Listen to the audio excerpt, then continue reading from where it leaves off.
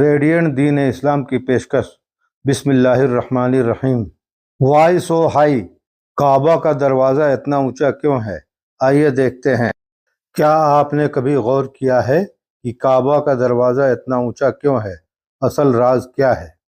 یہ صرف ایک دروازہ نہیں، اس کے پیچھے ایک بڑی حکمت چھپی ہوئی ہے۔